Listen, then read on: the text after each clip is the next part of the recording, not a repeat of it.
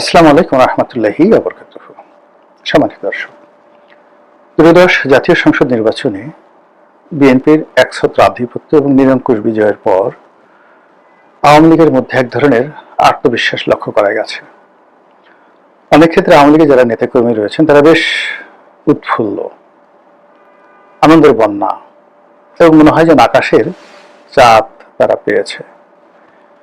কেউ কেউ প্রকাশ্য রাজনীতির স্বপ্ন দেখছে, অনেকে চিন্তা করছে যে শেখ হাসিনা যে কোনো মুহূর্তে ফিরে আসতে পারেন, আবার অনেকে আওয়ামী লীগের অফিসে বসে রাজনীতি করার স্বপ্নে বিভোর হয়ে পড়েছেন।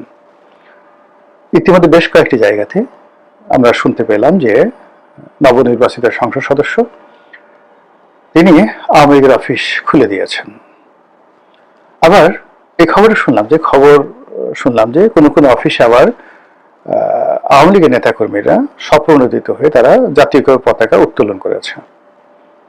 আবার পরবর্তীতে একটা অফিস বোধহয় পুড়িয়ে দেওয়া হয়েছে।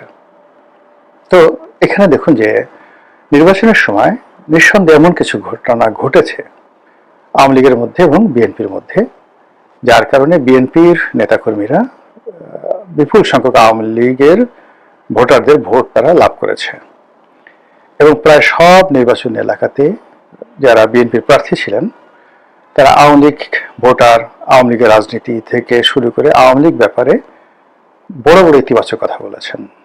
তাদের বক্তব্য হলো যে যারা অন্যায় করেননি, যারা ভালো কাজ করেছেন, কেবলমাত্র আওয়ামী লীগ করার কারণে তাদের বিরুদ্ধে কোনো রকম অন্যায় করা যাবে না, তাদেরকে হয়রানি করা যাবে না এবং তাদেরকে প্রকাশ্যে রাজনীতি করতে দিতে হবে এবং আমরা সেই নিরাপত্তা দেব।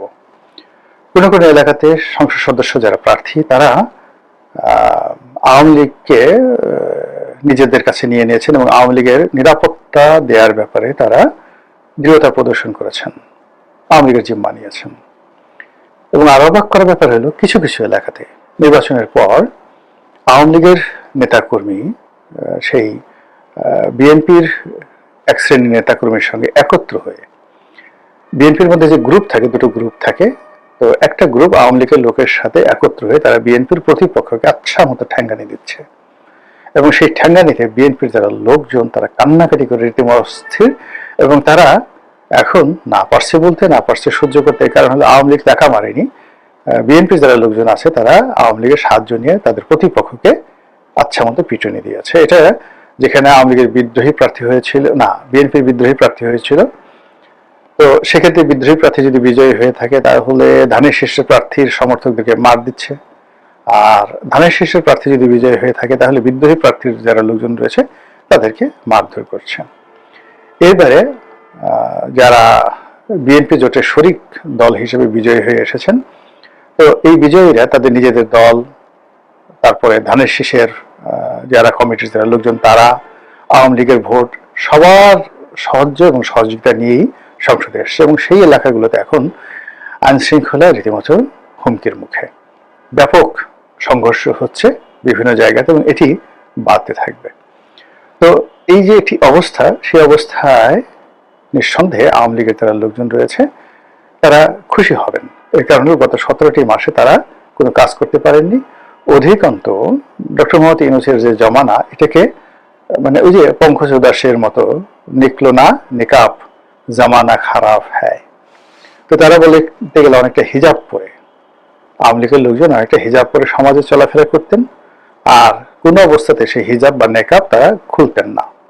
এর কারণ হলো জমানা খুব খারাপ। ডক্টর মোহাম্মদ ইউনূসের জমানা তাদের কাছে ভীষণ রকম বিষদায়ক ছিল।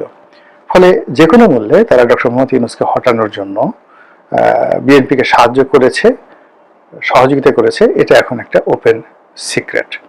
তো কাজেই বিএনপি যখন বিজয়ী হয়েছে তখন তারা বিএনপির কাছে চাচ্ছে যে প্রতিদান চাচ্ছে।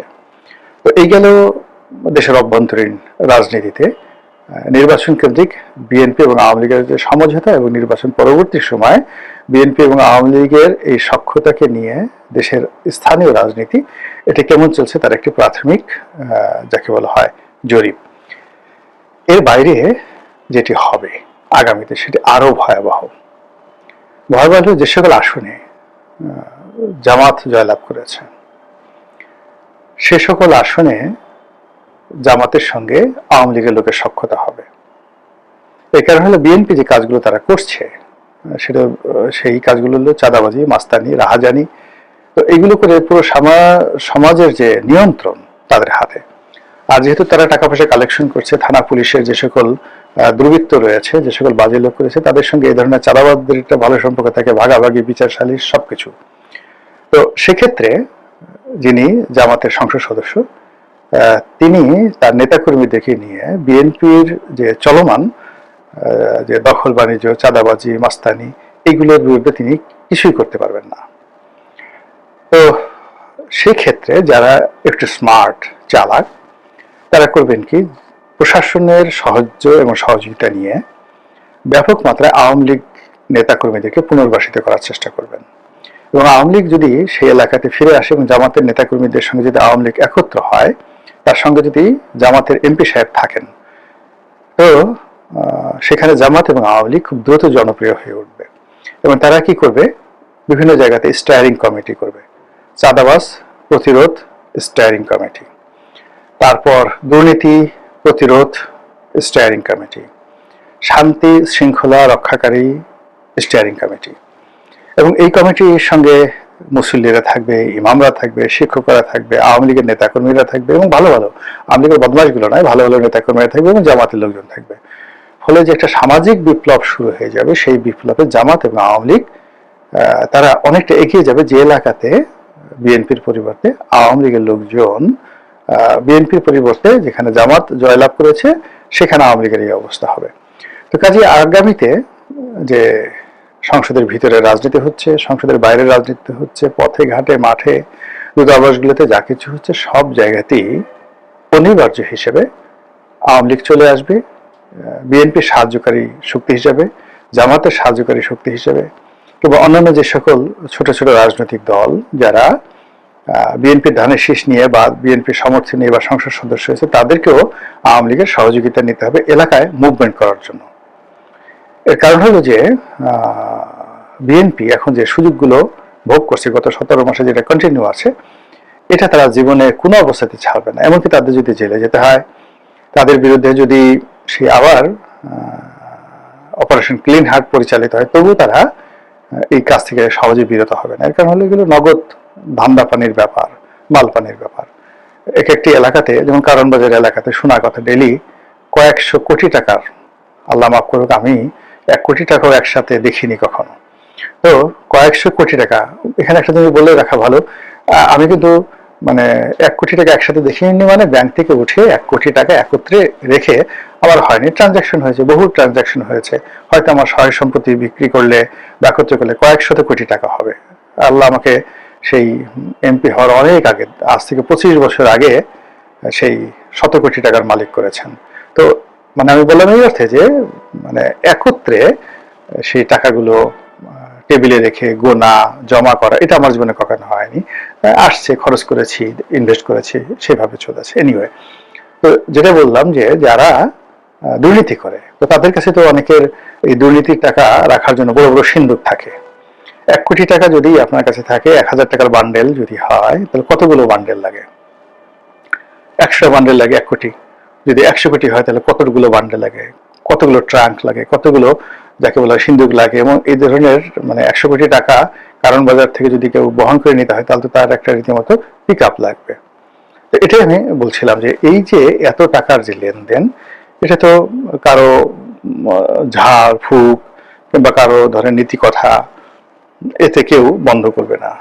টাকার আনন্দ, টাকার লোভ, টাকার লালসা, টাকার মায়া, টাকার মোহ এত নির্মম, এত নিষ্ঠুর যে টাকার জন্য অনেকে দেশ বিক্রি করে, টাকার জন্য অনেকে নিজের মাকে বিক্রি করে দেয়, স্ত্রীকে বিক্রি করে দেয়, কন্যাকে বিক্রি করে দেয়, টাকার জন্য নিজের কিডনি বিক্রি করে দেয়, নিজের চোখ বিক্রি করে দেয়, হার্টের বাল্ব বিক্রি করে দেয়।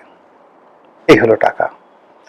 তো কাজেই সেই টাকা যারা শত শত কোটি টাকা চাঁদাবাজি করছে, তারা কোরআনের কোনো আয়াত দ্বারা বা হাদিসের কোনো যাকে বলা হয় নির্দেশনা দ্বারা এগুলো বন্ধ করে দিবেন, এটা হয় না। ফলে এদের বিরুদ্ধে একটা দুর্বার আন্দোলন গড়ে তুলবে যারা চাঁদাবাজ বিরোধী লোকজন, বিশেষ করে জামাতের যারা লোকজন, যারা এটা প্রচার করছে। আর এই কাজ করার জন্য তাদের ম্যান পাওয়ার লাগবে, আর সেই ম্যান পাওয়ার এখন তারা আওয়ামী লীগ থেকে নেবে। এটাই হলো স্বাভাবিক রাজনীতির হিসাব। এবং সেই হিসাবে দূর থেকে বসে, বিশেষ করে দিল্লি থেকে বসে এই দৃশ্য দেখবে শেখ হাসিনা আর হাসবে এবং খুশি হবে। এবং তিনি যদি টুস করে ফুস করে নিজের ইচ্ছায় হোক, সরকারের ইচ্ছায় হোক, জামাতের ইচ্ছায় হোক, তারেক জিয়ার ইচ্ছায় হোক, নরেন্দ্র মোদীর ইচ্ছায় হোক, অলনে ছাড়েন কোনো একদিন হঠাৎ করে যদি আপনি দেখেন বীরপুরে দিয়ে সোজা কুমিল্লা টুস করে ঢুকে গেছে, অথবা মেহেরপুর বৈদ্যনাথ তলা থেকে মানে ওখান দিয়ে ঢুকে গেছে, অথবা চাঁপাই নবাবগঞ্জ দিয়ে ঢুকে গেছে, এটা বা ওই শিলিগুড়ি দিয়ে ঢুকে গেছে, রংপুর দিনাজপুর দিয়ে, ওখানে তো তার দিনাজপুরের যে ওই এলাকার তো তার স্বামীর বাড়ি, ডক্টর মোহাম্মদ ওয়াজেদ সাহেবের বাড়ি, তো তিনি সেখান দিয়ে ঢুকে গেছেন। এরকম একটা পরিস্থিতি যদি তৈরি হয়ে যায় তখন কি বলবেন বলেন? মহান আল্লাহ আমাদের সবাইকে হেদায়েত দান করুন এবং হেফাজত করুন। আসসালামু আলাইকুম ওয়া রাহমাতুল্লাহি ওয়া বারাকাতুহু।